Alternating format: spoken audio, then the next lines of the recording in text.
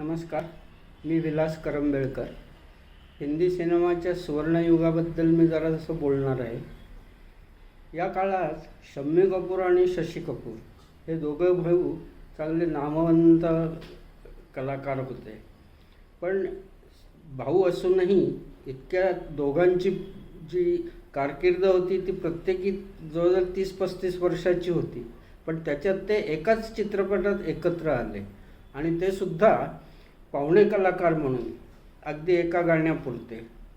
1962 जबसे तुम्हें देखा है नावाचा एक सिनेमा आला होता.